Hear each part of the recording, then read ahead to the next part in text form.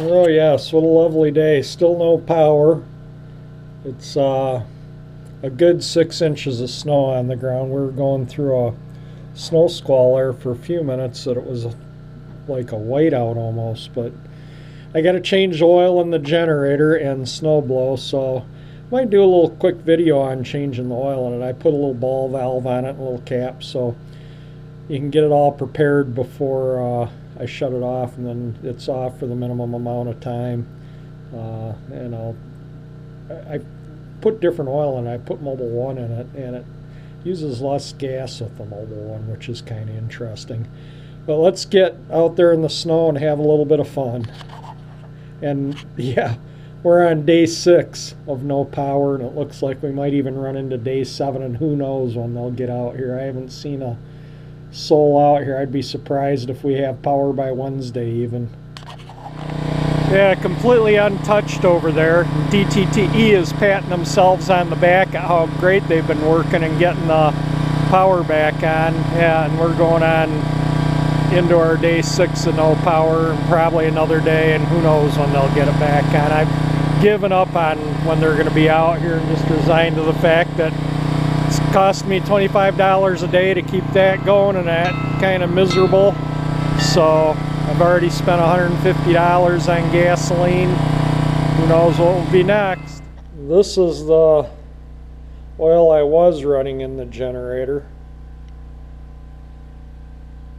Being that it runs a lot, you know, I try and use good quality oil in it and try and keep the oil changed so I can get as much life out of it as possible. And this is what I've been using since I ran out of the AMSOIL.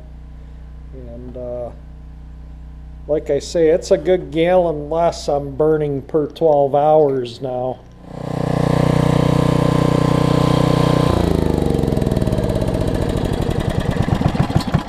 Alright, I have a little cap that I keep on that to keep, if the valve comes open or anything, it doesn't drain out while it's running. But I just put a hose on that ball valve into my pan, turn that ball valve open, and the oil drains out. Take the oil caps off to let air back in the crankcase, and I'll take the other oil cap off to fill it, and I'll fill it until it is ready to run out of that thing there. But there's the oil. That's got 60 hours on the oil. So we'll get that drained out and get some new oil in it, and I'll refuel the generator while the oil's draining out. I'll just take the umbrella. My dad came up with this idea for the umbrella. I didn't want to put it in the garage, so I just put the umbrella stand here, and I cut some re-rod and staked it, and then ran a rope over to the fence, and that was a bite to tie without touching the fence. So all I got to do is undo this nut, lift the umbrella out, and tip it over, and I can refill it with fuel. So I'm going to do that right now, and then I'll refill the oil and we'll get it going again. Alright, that took me all of about 5 minutes, and I topped it off, and I still got half a can of gas from running it all night. So definitely better on fuel since I switched the oil. Go down and turn the circuit back on. You gotta lift that little tab, and again nothing shows. Okay, we got power again. I talked to my dad. He said they haven't got any real snow up in Romeo. He says maybe enough to cover the grass, not even enough for the concrete, but we got, I don't know, good 4, maybe 5 places 6 inches on the car beside the garage. It got it drifted over on it. It was probably a foot deep on the roof of the car, but I think for the most part we got about 5-6 inches of snow around here. We'll get the snow blower out.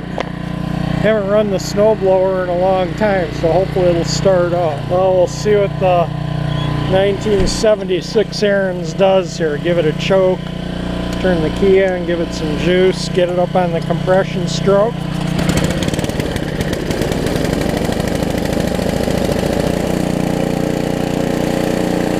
Gotta leave the choke out while you click until it warms up. Alright, I'm gonna go do some snow blowing. Well, this is March in Michigan. This isn't hard to believe. You have to go out and snow blow. Yesterday I'm out cruising around in the 60 Pontiac. Today I'm out snow blowing. So, yeah, quite a bit of snow. Looks nice.